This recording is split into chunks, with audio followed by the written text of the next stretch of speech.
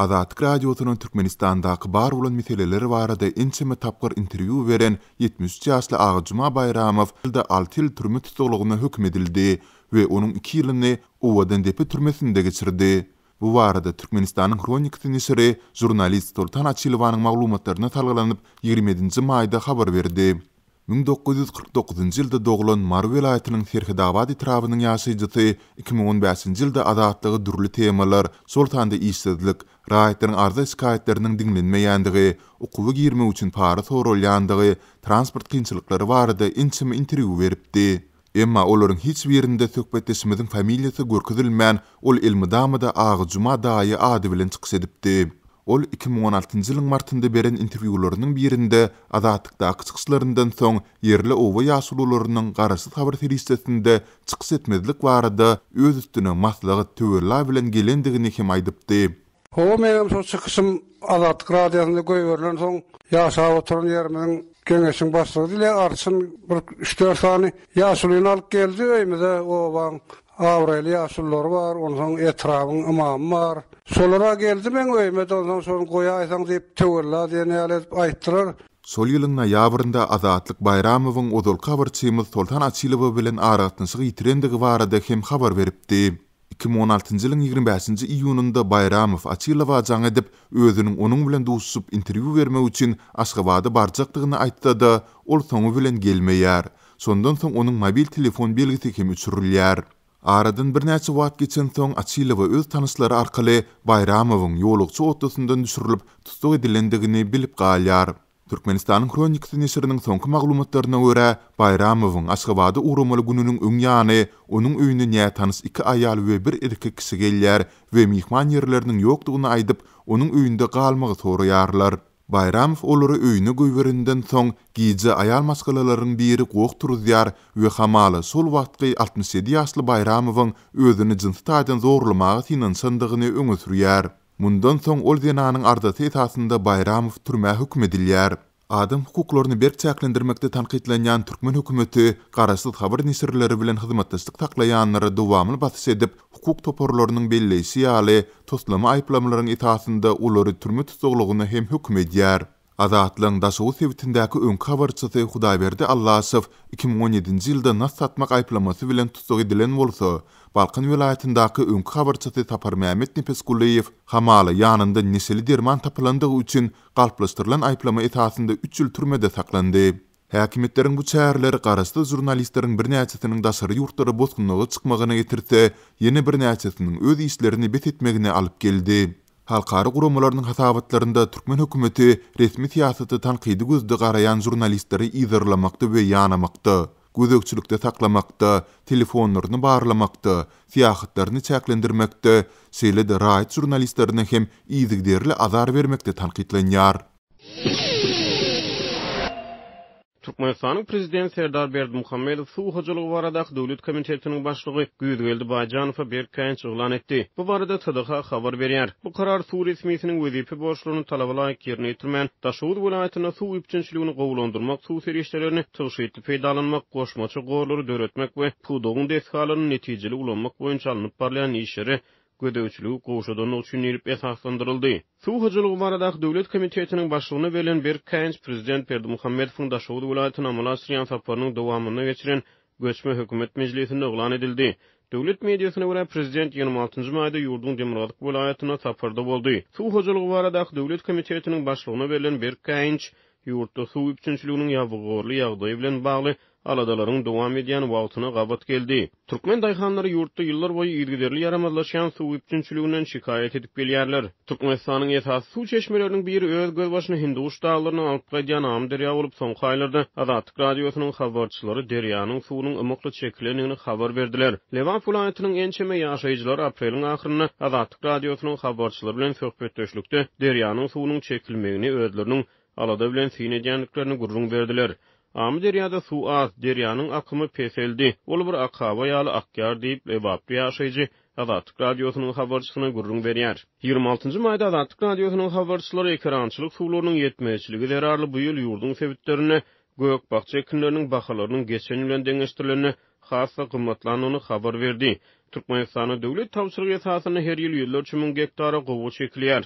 Oba hojalyk hünärmenleri gowy çekiniň köp suw serişdelerini talap edýändigini aýdýarlar.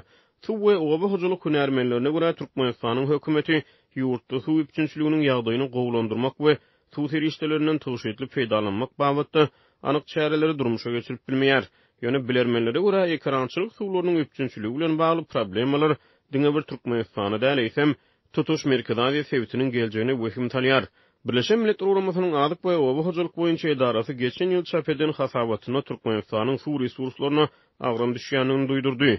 Türkmen resmiýetleri suw serişdelerini aýaguly çemeleşmek we suw üçinçiliginiň ýagdaýyny gowlandyrmak babatda daşary ýurt döwletleriniň hökümetleri galyp berse-de halkara uramalar bilen hyzmatdaşlyk edýändigini aýdýarlar. Mundan göni bir ýyl ozal geçen ýylyň 26-njy maýyna Türkmenistanyň we Özbegistanyň daşary işler ministrlikleri suw hojalyk meseleleri boýunça birlikdäki Türkmen-Özbek hökümetara topary hakyna ulalaşyga gol çekdiler.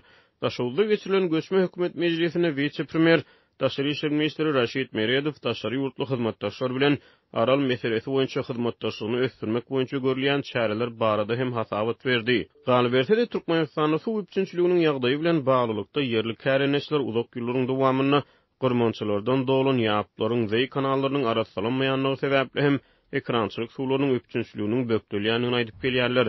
Bu problema bilen baglylykda 2019-njy ýylyň dekabrynda Başanyň halkara ötüş agentligi Smart Waters programmasy arkaly Türkmenistanda zerur tehnikalar satyn almak üçin serişde goýup suw joşmalarynyň ziýan çekýän daýhanlara kömek golunu uzadýanyny elan etdi. Agentligiň maglumatlaryna görä bu maksatnamanyň çägini Murgap deriýasyny gyrmançylardan arassalamagy kömek etjek. Ýöreýte gämi satyn almak üçin Türkmenistana $170.000 meşgulüne maliýe serişdesi bölünip berildi. Geçen bir hepdäniň dowamynda Türkmenabadda guduzulan itlerin ýarmagy netijesinde 2 adam helak boldy. Bu barada habar berýän Azatlygyň Lewapdaky habarçysy mundan soň Sewitde öýsüz ittir psikleri öldürmek boýunça alınıp barýan isleriň hasym güýçlendirilendigine gurrun berdi. Sol bir wagtda Türkmen häkimetleriniň öten döwletlerde bolşy ýaly öýsüz jandarlary rehimlilik bilen darysmagyň deregine aňsadyna bakyp olary wagsylarça öldürmegi taýlap alýandygy bellenilýär. 20-27 may aralygynda Türkmenabadyň köçelerini gudulan itler adından 2 adama topuldy. Munyň netijesinde 40 ýaşyna ýetmedik 2 adamyň ikisi hem keseli surap helak boldy. Diýip atlandyrylmasyzlygyny soran Türkmenabadly lukmanlaryň biri 20-nji maýda habarçymyza gurrun berdi. Habarçymyz mundan soň şäherde arasyçylyk we keselleriň öňüne alysgullygynyň işgärleriniň käbir it iýeleriniň öýlerine aýlanyp guduzlyma garşy sanjym etip başlandyklaryny gurrun berdi. Sol bir wagtda ýerli häkimetleriň öýsüz uzarsyz jandarlary rehim sypat görkezip köçelerden ýygnamagyň ýa-da iň bolmanynda tutup sanjym etmegiň deregine ozalk tejribelerini eýerip janawarlary wagsylarça öldürmegi taýlap alýandyklaryny ýytalýar. Bu günler Türkmenabadyň etegindäki daçalar atlandyrylýan Sewitinde hakyna tutulan ýörüýte adamlar öýsüz ittir pişikleri şol ýeriň özüni rekimsizlik bilen öldürýärler.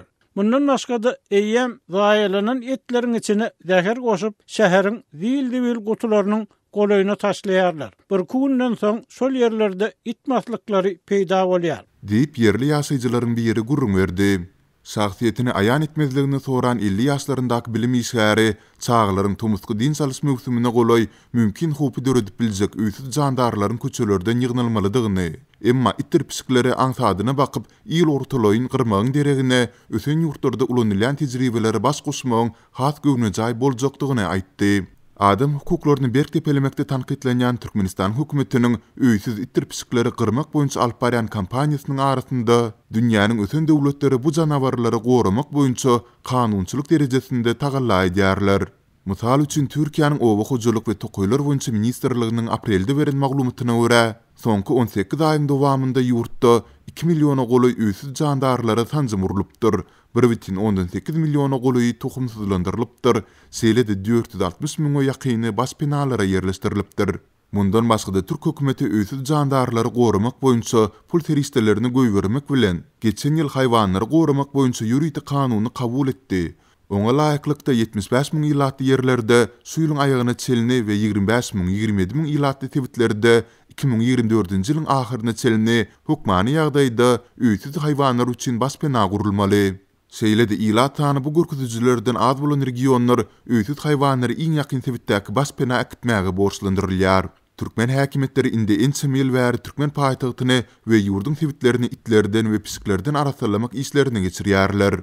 Yurt ýolbaşçylary Türkmen alybaý çopan tohumuna degisli itin kultuny üstürýän mahaly, öýtüt uzartyt haýwanlaryň köpçülikliň tutulmagy we ýok edilmegi barada hiç hili mesele gozgamaýarlar. Galy bertede Türkmen abatda öýtüt ittir pisikleri öldürmek işleriniň ýygzamlaşdyrylmagy Türkmen alybaý itleri birleşiginiň başlygy wezipesini hem iýeleýän prezident Serdar Berdimuhammedowyň lewawy etmegine garaşlan taparyna gabat geldi.